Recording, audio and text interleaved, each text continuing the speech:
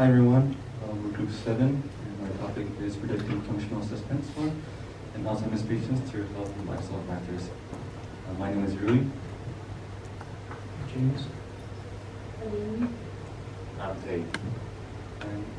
And we also have a member called Will, but unfortunately he can't be here, but we have a recording of him for his slides. So this is our table of contents. We'll start off with the introduction, the EDA, model building, results and interpretations, and then finally limitations and conclusion. So for the introduction, I'll be giving a brief background on Alzheimer's and functional assessment. So what is Alzheimer's disease? Alzheimer's disease is a progressive condition that affects the brain, gradually damaging memory, reasoning, and behavior. It's the most common cause of dementia and accounts for about 60 to 80% of all dementia cases. It usually begins with a mild memory loss, but worsens over time, affecting the ability to carry out everyday tasks. There's currently no cure and isn't fully understood yet, but we know there are a number of risk factors such as age, family, and lifestyle patterns. So what is functional assessment? Functional assessment refers to measuring how well someone can carry out everyday activities, such as dressing, preparing meals, or remembering appointments. It's important to understand that functional assessment is different from MSSE, which stands for Mini Mental State Exam, which is a short test measuring a person's cognitive abilities, such as memory, orientation, and problem solving. In contrast, functional assessment focuses on how well someone can actually live day to day. For example, they can cook, read, and this shows like the real impact of cognitive decline. So for our data set, we use an Alzheimer's disease data set from Kaggle. It includes information about 1,200 patients, of which 760 of them are diagnosed with Alzheimer's. It contains a mix of medical and lifestyle variables such as BMI, diet quality, and medical history, including whether the patient had diabetes or not. And we also remove redundant or irrelevant features such as diagnosis, patient ID, MSSE, or doctor in charge. So the purpose of our project is to explore whether health and lifestyle factors could be used to predict a patient's functional ability. We also wanted to identify which factors were the most strongly associated with functional decline and evaluate model performance using our data set. And another important goal is to show how the data set and model could support early intervention support. So next I want to do some exploratory data analysis on our data. So like I said, we had around a bit more than 2,000 entries, and then we limit our studies on around 790 patients with Alzheimer's. So among that sample size, this is our distribution of functional assessment scores. So the test is scored based on a scale of 0 to 10, and among patients with Alzheimer's, the mean is 3.65, and it's right skew. So which means that most of our Alzheimer's patient tends to score lower on the functional assessment, and it's something that we can expect, but in order to understand the correlation more, we should look at other factors as well. So our whole data set had 36 features, but removing the redundant features, now we have 31 with functional assessment being included to see the correlation. So as you can see, this is a very interesting correlation heat map. There are no visible correlation as yet. But that means that our features are pretty independent of each other, so it's not dominated by any redundant features. No clear collinearly clusters as well. So our assessment here is probably functional assessment is likely depends on multiple weak signals, but also maybe these signals are interacting with each other. So for a clearer view, I pick out the 9 most top correlating features to functional assessment. But even then, we can see that even our top features are pretty weak in pairwise correlations. So the highest correlation score is functional assessment and memory complaints, which is 0.21. But maybe the features still have some kind of predictive power in our models. So now our question is that, can regression accurately predict functional assessment scores, and can maybe our subtler models captures these underlying patterns? So even if we try to visualize our feature data, maybe it doesn't really reveal much. There are features like systolic blood pressure and diastolic blood pressure with functional assessment, and we can see that it's more concentrated in the lower values, which is around the same distribution with functional assessment. But other than that, there's nothing really visible from this. So what we can see from our EDA is that our pairwise correlation is weak, and however, maybe subsequent model building and regularization might expose some subtle predictive patterns. Yeah, so in our model building, we knew that there weren't very high correlations with each other. So we first started off with linear regression. And after predicting our data, we found you can see that the R-squared for the train and test data aren't really that high, which resulted the blue dots inside the observed views predicted FA data to scatter around a lot than usual. And also, all the predicted data are kind of centered between 2 and 6 out of 10 of the FA. So it looked like it really didn't fit linear regression. So we moved on to Lasso, because it looked undercutting, and we expected it to predict better. But if we look at the graph here, all the features, most of the features are below the alpha line, which could say that the variables were judged noisy, having a lot of noise in them, and only a few features like educational level or such. Yeah, they were all, only a few were over the alpha line. So Lasso, and also the R-squared values for Lasso were even lower than the OLS. So we moved on to XGBoost, expecting a higher value. But as you can see here, when we used XGBoost, there was a huge gap between R-squared train and test, which means that the model was very overfitting. Overfitting, and it memorized the noise as it continued to go through the data set. So XGBoost didn't really help much to predict our model. So OLS was the one we chose in order to predict the model A.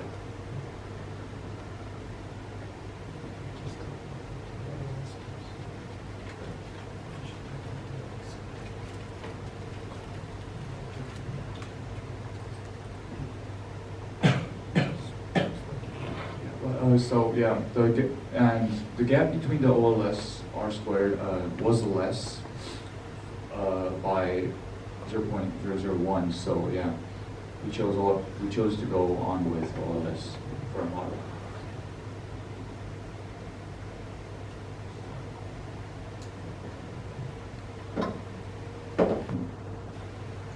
So here are the feature importances of our OLS model that we ended up using in our project. And you can see kind of descending list of all the, from the most important feature to the least important feature. And the top three, the difficulty completing tasks, confusion and disorientation, those are kind of symptoms of Alzheimer's disease, and they kind of dominate this list of all the possible predictors of a functional assessment score. There's also depression very high, which is kind of also a symptom of Alzheimer's, but also a life kind of health factor.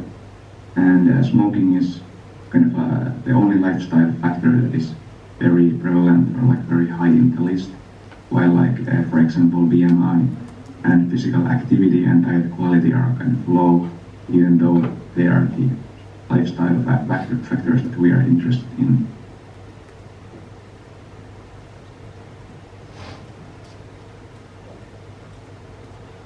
So here are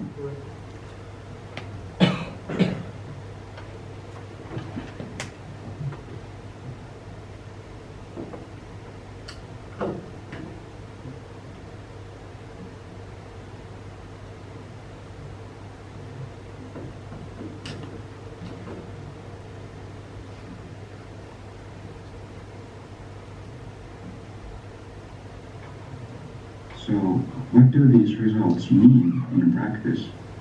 So you could see that there are many different kinds of factors in play, and they even might have some relationships or interactions that we don't know much about. So the human functional performance must be very complex and hard to predict. And this actually goes very hand in hand with the other medical and psychological studies where the R squared value is often very low, and you cannot really predict very accurately the target of interest if it's like very medical or psychological in nature. And also the symptoms of Alzheimer's seem to be most crucial to determine what's the performance of the patient. And that makes sense because all of the patients were Alzheimer's patients. And depression has also been linked with, cognitive deficits. So it makes sense that it's also a symptom of, and it makes sense that it's also like very high in importance. And from lifestyle factors, smoking seems to be the most important, as we saw earlier. But the other lifestyle factors might also be important. They just might not be linearly related, and thus they might be hidden in this linear model. And then we would need nonlinear models to explain those. So what do these results mean in practice?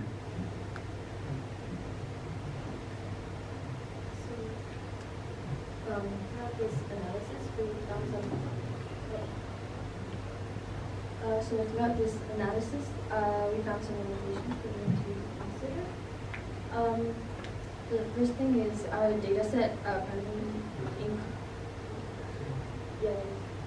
primarily includes patients suspected of having Alzheimer's, which may introduce selection bias. So this means our findings might not really represent individuals in earlier stages of cognitive decline or those diagnosed. And then factors such as detailed lifestyle data or genetic predispositions are not included. And since Alzheimer's is influenced by multiple variables, the absence of these features might limit the depth of our analysis. The dataset lacks broad representation across different demographics. So a more diverse sample could improve the generalizability of our findings. And the number of samples in our data set may not be large enough to ensure statistical reliability. So maybe a larger data set would strengthen the accuracy and predictive power of our regression models. There are several areas for future research and improvements, as well, such as improving data diversity. So right now, many Alzheimer's data sets, like the one we used, include mostly patients from a specific region, age group, or ethnic background. So ideally, in the future, we should try to include a more diverse mix of people in data, different ages, ethnicities, backgrounds, and this would make our analysis more accurate, fair, and useful for wider population. Right now, most data sets focus mainly on cognitive test scores or clinical info, but including other types of data could give us a more complete picture. Another big improvement would be using longitudinal data, tracking patients over several months or years. So Alzheimer's is a progressive disease. So having data from different stages could help us build better models. Could help us build better models for predicting how the disease develops and maybe even when it's likely to start.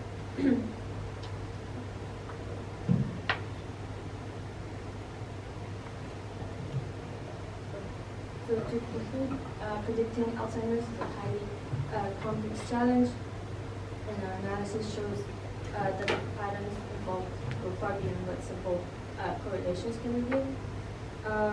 And looking ahead, expanding the data set, incorporating more diverse and longitudinal data, and collaborating with medical researchers could lead to even more impactful insights and maybe even bring us closer to early detection and better outcomes for those affected by Alzheimer's. These are our sources. Thank you. Thank you very much.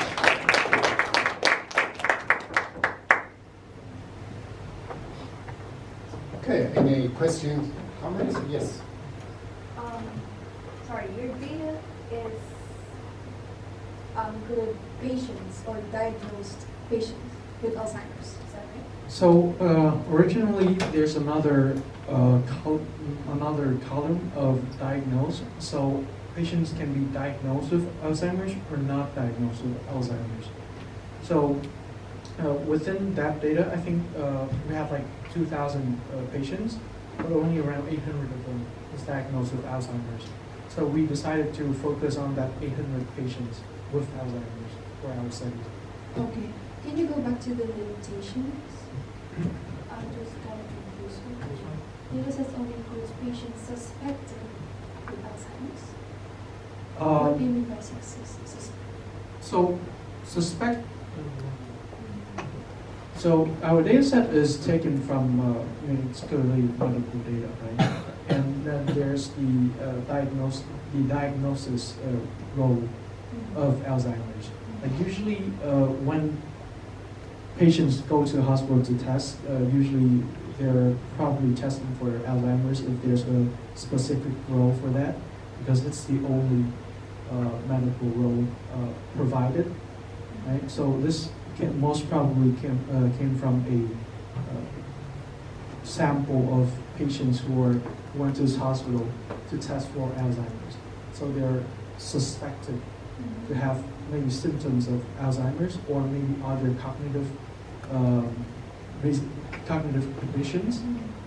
So that's why we say there might be a selective bias between people with Alzheimer's and people without Alzheimer's, even though they might have some reason to go there for testing Alzheimer's. Okay, I see. But you said that there's a column written like diagnosed and not diagnosed, right? So and then you choose the 800 or 700 plus that are patients, Alzheimer's patients diagnosed. Yes. So we just took the entries that has diagnosed value of 1, so half diagnosis of Alzheimer's.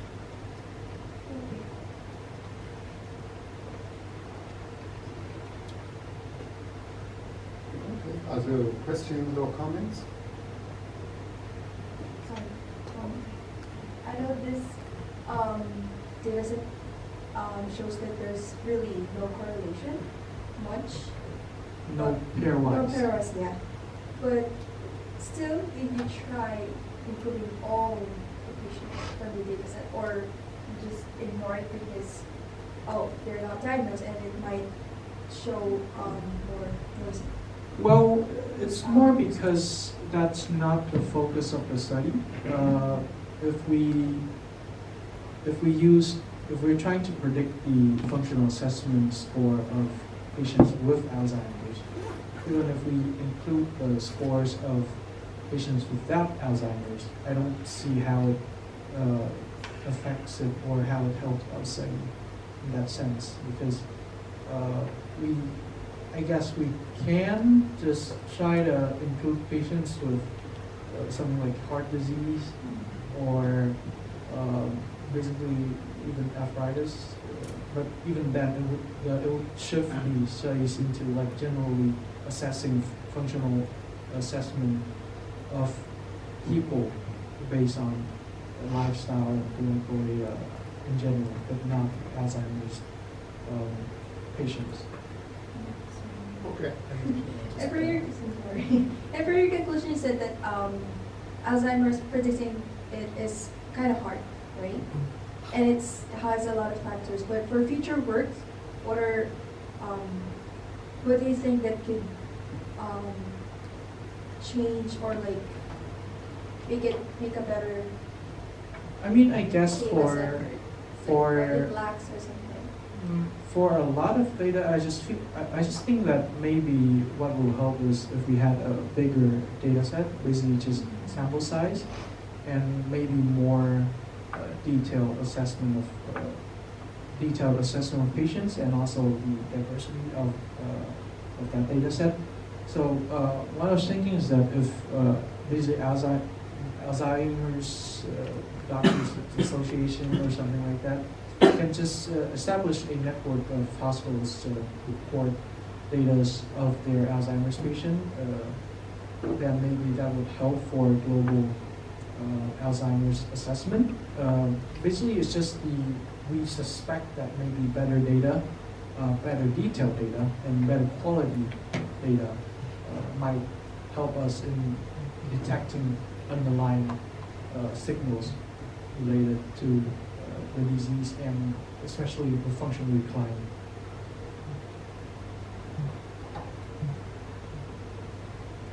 Okay, maybe one more question or comment.